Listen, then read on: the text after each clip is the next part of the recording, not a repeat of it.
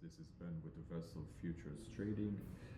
We're going to cover today the British Pound future contract, as well as we're going to try to upload on a daily basis market coverage for a different contract each time, just to enrich the knowledge, just for you to understand how we trade over here in Vessel Futures Trading, what we stick to and what's other methodologies, and hopefully you're going to get enriched knowledge and it's going to help you trade. For those of you who never traded before, this is a quick way to understand a bit about market price, how it's behaved, how to trade, what is trading initially, and hopefully it's going to reach you guys in knowledge as well. So looking at the price point on the British Pound future contract, we want to firstly understand what is the trend of the day, how it's behaved, where's the potential reverse point, and how we trade. So initially we can understand that the trend of the day is a downtrend. We can see obviously a clearly downtrend over here. So we always want to go with the trade and not against it. We in Vessel Future Trading always stick to supply and demand beyond any other indicator. We find that this is most useful when you trade with the decision makers. When you trade with supply and demand, trying to tag along to the people to the institution that basically dictate the price point and affects it in the most crucial way. So we're gonna try now to mark the pull areas, which basically the pull areas, the interest point where the price can be potentially reversed. You're going to supply area, we're gonna mark it right here.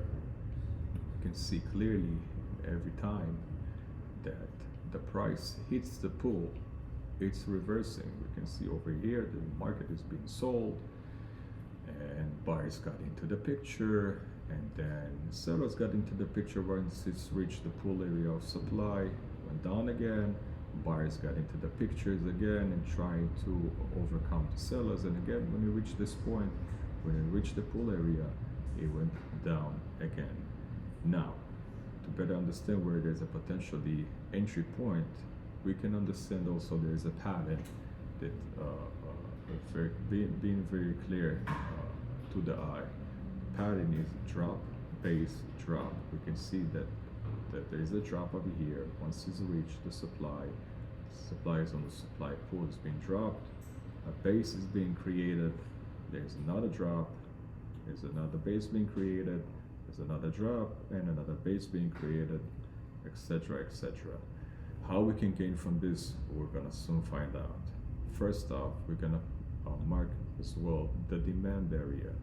Demand area is being shown that every time that the price reach this pool area, the price being flipped means that the sellers are being weakened and the buyers are getting back into the picture. We can see it obviously in this point.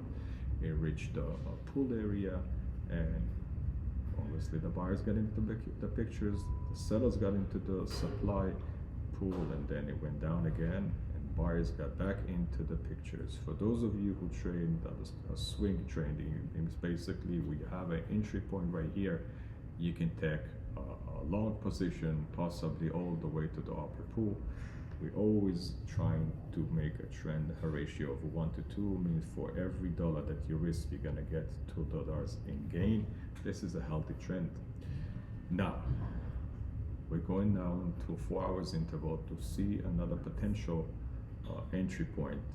We can see that every time that the base is being created, it's forming a new supply area, minor supply area. We can see right here how this area is being, the price basically getting to the market, to the pull area, and then being flipped again.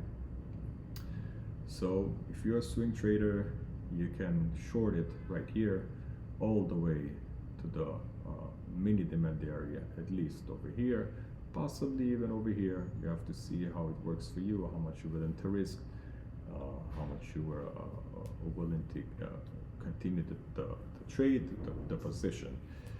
For those of you who trade swings 15 minutes and below, I'm gonna try to mark another pulls right here as well, take it into potential entry point. If you are a quick trader, if you don't want to stay in the market in the position too long, We can see over here as well that the pool areas, again, every time that they reach the pool area, basically this is the minor demand that's being created, and this is a minor supply that's being created as well. There's a minor supply right here as well. Right here.